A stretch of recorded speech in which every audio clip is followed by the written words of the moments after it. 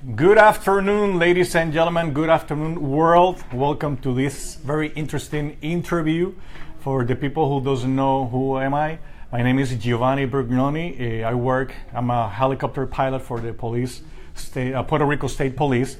And since the beginning, I've been doing some interviews with different people from FEMA to update the people around the world of what is going on in the island and what has been the updates and how we are advancing to the different areas here in our country.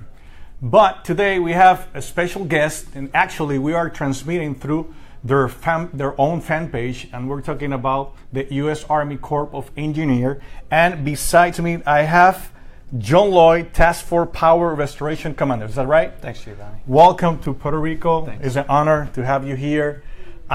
Last night, when they told me to have an interview with you, I was writing some questions that I have myself, and I know been reading all the Facebook Live been doing through the days, and actually this is the second one that we do with the Corps of Engineers, and I have it in Spanish. Actually, I'm practicing my Spanish with you too, so I hope you can answer lots of questions. And the purpose of this interview is to help people in Puerto Rico to make decisions. Sure. Talking actually for families that probably they have a chance to move to another town that they have light right now, or move to the U.S., to the States, or a business owner, they have a restaurant and he doesn't wants to keep putting some gas on the generators because they're spending so much money. Right. And they, in a certain way, I just want to give them a message to say, okay, it will take this long to restore the power so they can make a smart decision. Sure. For their business or families. So we already passed like 114 days, I think, since the Maria hit us here in Puerto Rico. And where are we at right now? Sure. Well, thanks, Giovanni, for having me today do this interview. And so everybody knows, it's an absolute honor to be here as the commander of Task Force Power doing the grid restoration, and also extremely humbling to do this mission for the people of Puerto Rico.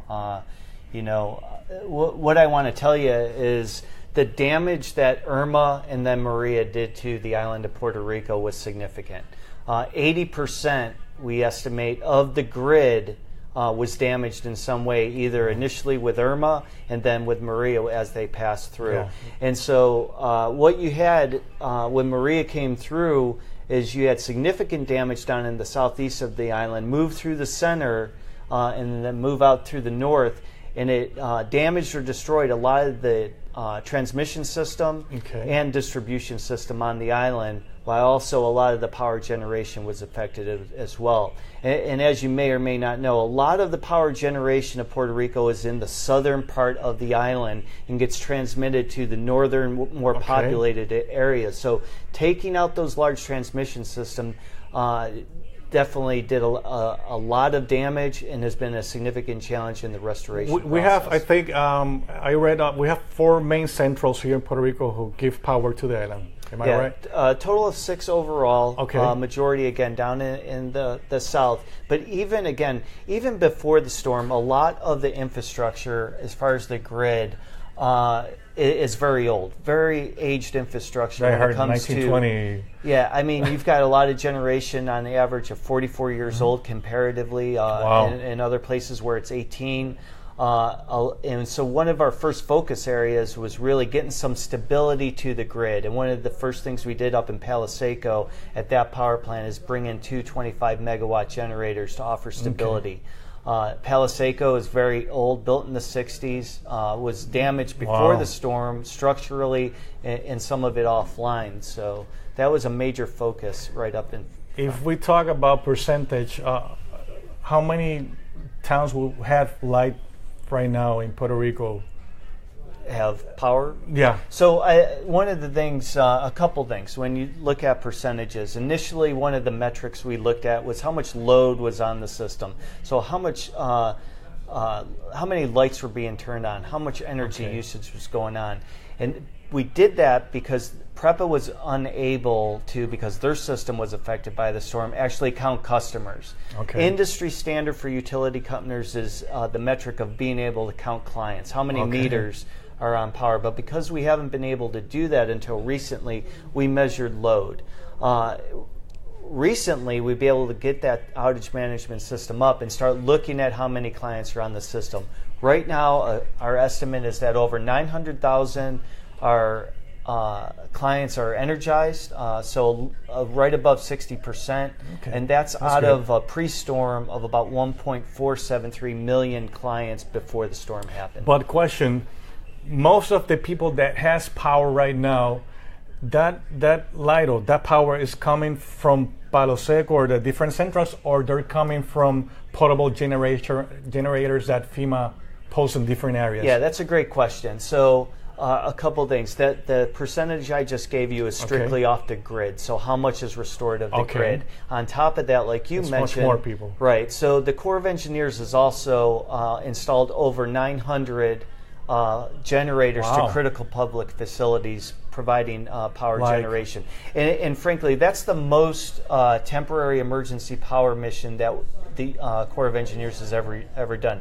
Let me give you an example. During Hurricane Katrina, we installed 310. During Harvey down in Texas, we did 40.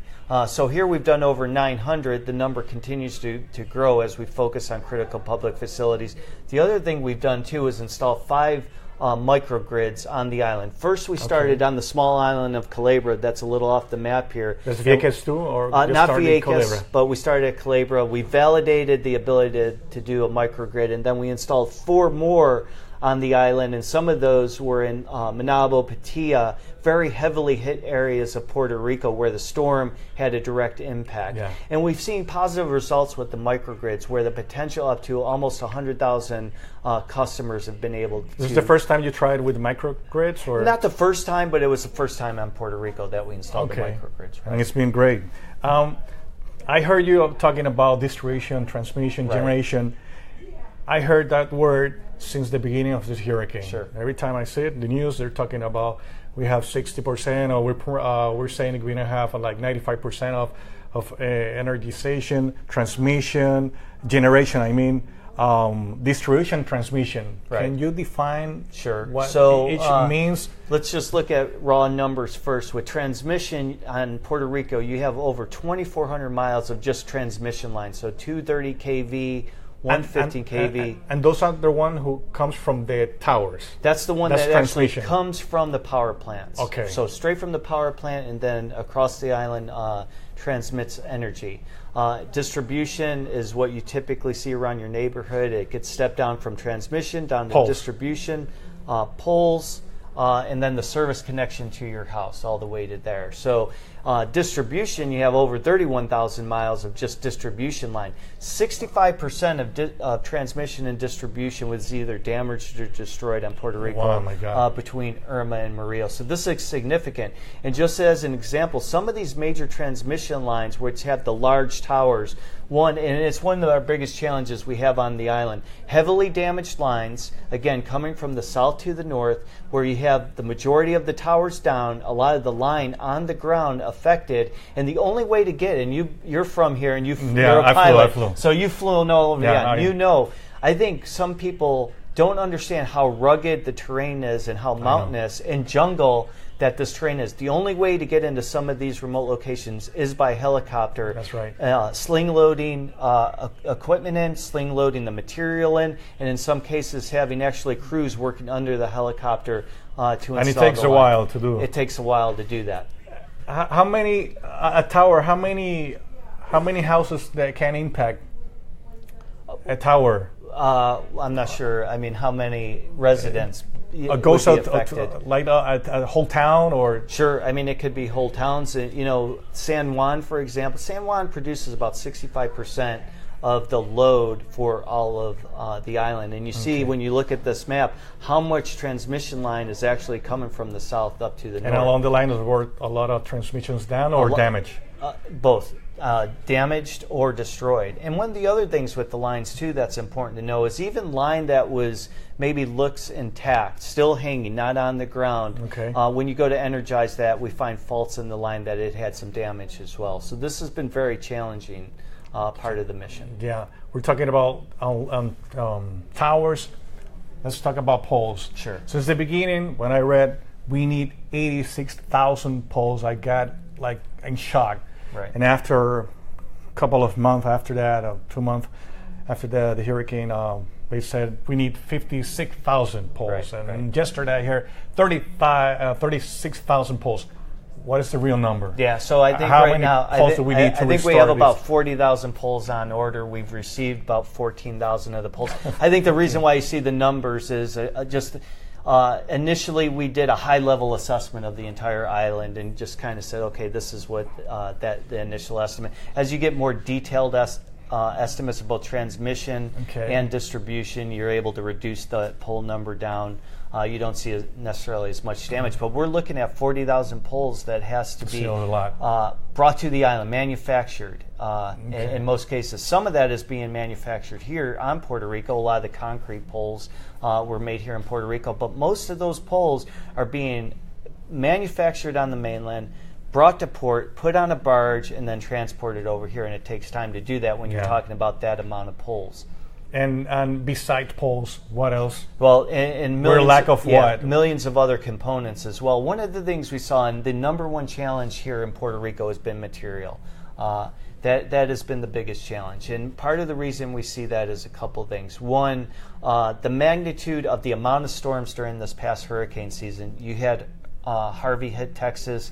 You had Irma hit the Virgin Islands, Puerto Rico, Florida. Then you had Maria come through and do damage as well. You got California wildfires going on. You've got a lot of disasters that require electrical components.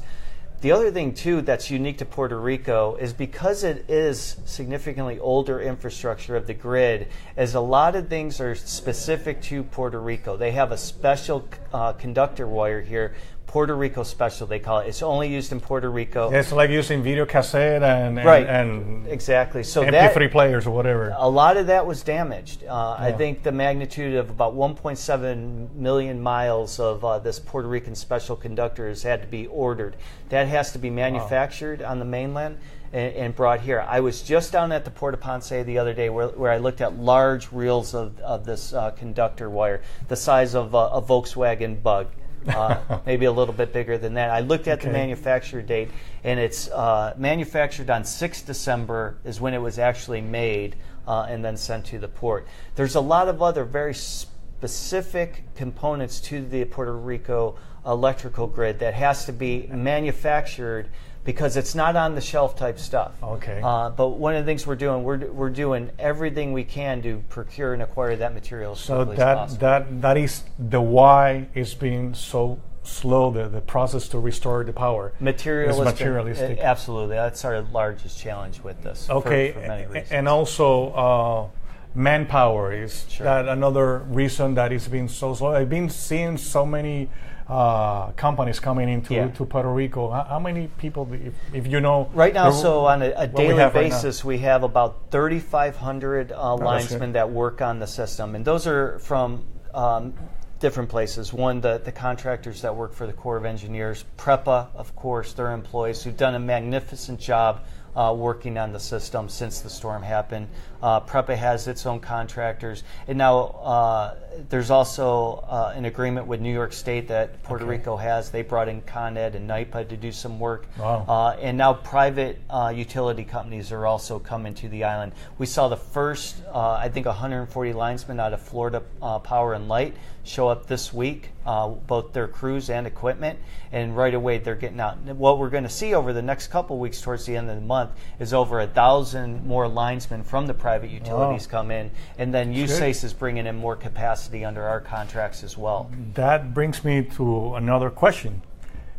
When those brigades come to Puerto Rico, they go to a certain town, or they report to somebody, to PREPA or to you guys. Sure. The Puerto Rico make like a task force to sit down with those teams and tell them, hey, you have to go to this town and work with this, whatever. Yeah, How so is this working? We work together. Of course, we call it a unified command that includes PREPA, the Corps of Engineers, Mr. Carlos Torres, who was appointed by the governor to oversee the restoration for Puerto Rico. So we all work together. My headquarters is inside PREPA, and so every day we do a lot of analysis to determine where crews need to go. PREPA sets priorities on line assignment for both transmission and distribution, and then we do the analysis to look across the island to where parts need maybe more crews than another part, and do that every day and determine, where can we get more customers up on the island. So this is a unified endeavor and a lot of cooperation to make sure we have. And they are working with the same standards, like an example, Washington team, they take a pole up to 20 feet under the terrain, and Corps of Engineer 10 feet. They're using the same. Yeah, the same standard for everything, and that standard is driven by PREPA's engineering folks to make sure we are doing everything in accordance with PREPA standards, and we wanted to make sure we do that. These all new teams are coming to Puerto Rico. The way that we are working right now is going to change, because I read on the newspaper that they're going to make like 100 people, teams, brigades to attack different part of the island, or it's going to be the work is going to be different this time, or it's going to be? No, I think one of the things that the utility industry did is in the 7 PREPA regions that are on the island. PREPA has 7 regions. In each of those regions, the utility industry sent about 10 people down to the regions to work with that regional PREPA administrator to coordinate the efforts in those regions. So based on that, some of those crews coming in and line workers from private utilities will work with PREPA and what we call the IMTs. Okay. Some will work for USACE, but it's all very coordinated on the priorities of where all the line. And each team, each company that comes to Puerto Rico, they have the same task, or there's like example, there's some people said there's a truck who came yesterday, they put a pole and they went away and they haven't come back. Is that a team who come to Puerto Rico, they're working just placing poles, or sure, everybody's working doing so this, a little the whole bit thing? So the teams do different things. There's transmission crews that just focus on transmission, distribution. Depending on the company and how they do things, they may have pole setters that work ahead, and they just dig holes and drop poles. That's their mission. Then someone comes and strings line after that. So they all have various ways or techniques of doing that to accomplish the mission. Okay, are we reusing poles and cables, or everything is being replaced? If it could be salvaged and it is reusable, then we try to reuse it.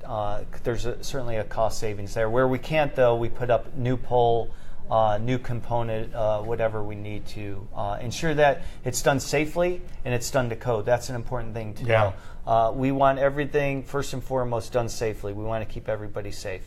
And next, we want to make sure all the work that's done is to code, to the latest code, and that's first and foremost. That's good to know. Yeah. Also, I'm aware of this. The weather is changing a lot. There's a lot of things happening here around the world. If something big happens on the States, all the companies that come to Puerto Rico, they will leave us, and that might obviously make a delay here in the island, or they have a contract in mission and they have to complete the whole thing. Yeah, there's a memorandum of understanding with everybody here. I don't think you would see anybody leave the island if there was something somewhere on the mainland that would cause that. I think everybody that's coming in is committed to Puerto Rico and getting this done as fast as we possibly can. Okay, and the number one question, how long do you think we would have power in the whole island? Yeah, that is the question of the day, really, is how long it's going to take. And it can't come fast enough, right? For me or anybody working on this, we want it right now. And I will tell you, it's unacceptable to even go another day without power. Exactly. But if we're answering that first question that I said, the purpose is to somebody can make it a smart decision. Yeah. I think what we'll see, and based on the increase of crews coming in, the amount of material that we're starting to see, a tipping point, more material arriving to the island, I'm confident that the majority of Puerto Rico, probably in the 95%, we're talking customers now, or clients, will be restored power by the middle of March, certainly by the end of March. I think we'll see the majority. That's good. The problem is that last 5%, and you know this again from being a pilot, you know where probably there's the remote areas. Remote areas of Puerto Rico, and it's going to be hard to get to some of those areas by them. But I want to caveat this. We're doing everything we can to identify those areas and do other solutions like microgrids to try to get to those people. I was going to ask you that. Those remote areas, are they gonna have the same pole and cable, or they're going to use new technology like solar panels? Sure. Well, one of the things for us, I think, we focus on microgrids using generators, but there are a lot of groups out there from nonprofits. I know FEMA's looking at this, and many other groups, the Department of Energy. Looking at new technology and how do we do that in some of these remote areas. You're absolutely right. There could be a solar solution because, I mean, if you haven't been to Puerto Rico, you don't realize how rugged some of this terrain is. And we got to get there, right? We've got to have a new way of doing business. Most of the places could have a big damaged mountains, much like they cannot put a pole again. So. Sure. And you see that when you fly over. You'll see a single house on a mountainside with one strand of wire. It's going to take hard. We've got to have a new, innovative solutions in Puerto Rico because, as I always tell people, Giovanni, it's really important. 1 June starts the next hurricane season. We got to be ready for that.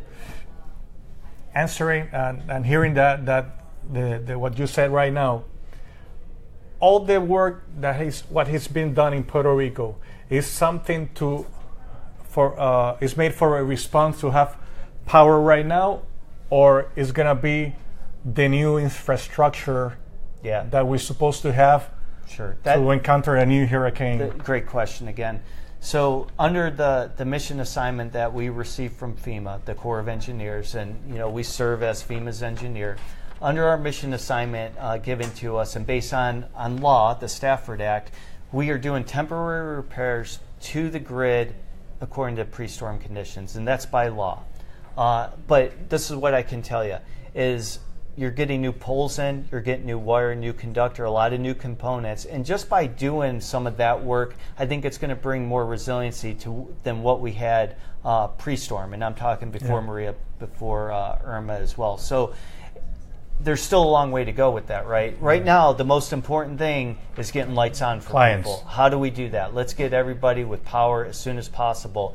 But long-term strategy for Puerto Rico is going to have to be, how do we make it more resilient? How do we harden some of that infrastructure? How do we move some of that power plants that are in the south up to the northern area? And we've got to find solutions for that. Sure.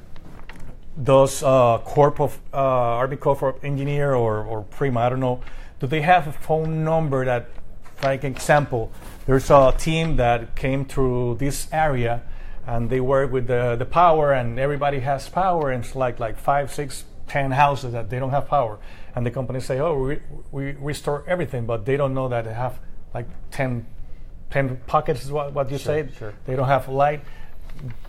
Do we have people have a number that can call and say, hey, everybody has light except me? Sure, and so PREPA does have customer service. There is a That's number. PREPA. Yeah, PREPA has that. Okay. The other thing that's important to know, and I'm glad you brought this up, is because you will see that, and I've actually been on the ground with crews as they've energized a line, and I've seen all the lights come on of homes. And then I saw one that didn't, and then you go to investigate that, and you see, well, damage has been done to the weatherhead. What I'm talking about there is where that service connection comes off the pole to your house, and then you have a line there where it runs to your meter. There was damage done to the storm with that.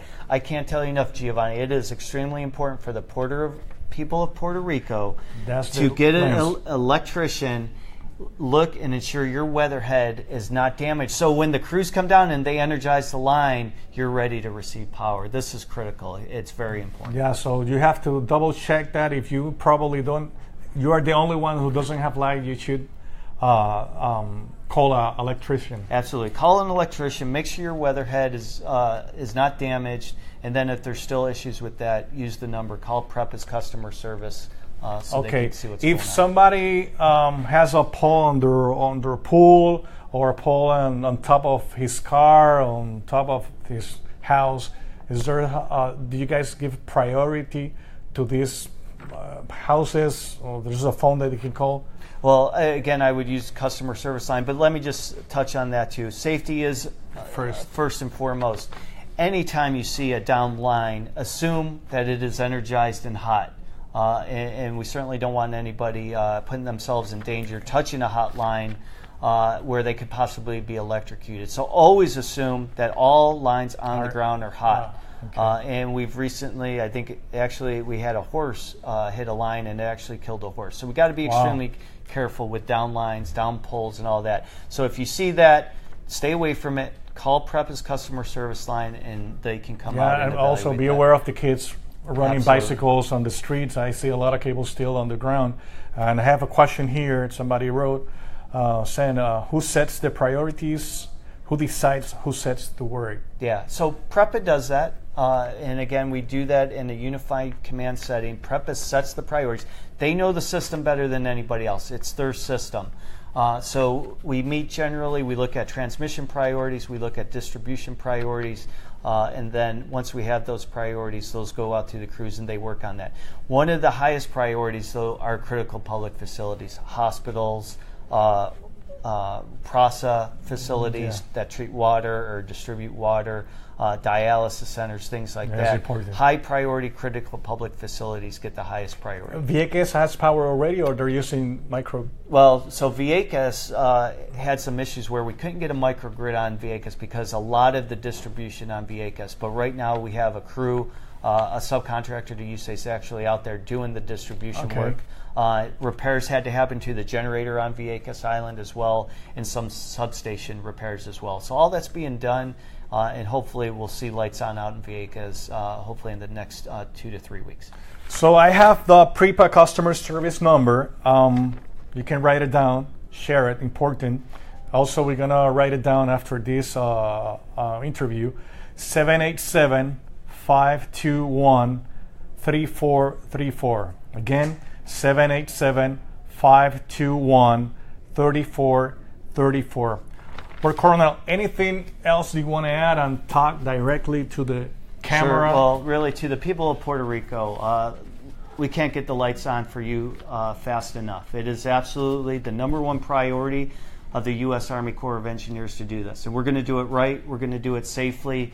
And I'll tell you, I've been here. I've been a soldier for 28 years. This is the greatest challenge outside of combat that I've ever faced. I've been on Puerto Rico, Giovanni, for 3 months. We're absolutely dedicated to do this for the people of Puerto Rico. We're here with you, and we're going to be with you till the end, till we get all the lights on. So again, thank you very much for listening. I hope you could answer questions that you might have. For the people who just got connected, you should see these transmissions since, from the beginning. Also, we're going to share this now also in the U.S. Army Corps of Engineer fan page. We're going to share it with a FEMA fan page and also my own fan page. So also, please share this information. It's very important. And this Colonel, totally honest. We have the truth information. I hope we can solve this faster than March. So let's cross our fingers and hope that nothing comes next year to Puerto Rico and we can finish this catastrophe here, what happened in Puerto Rico. So thank you again very much. Thanks, Giovanni. Appreciate it. And see you on the next time.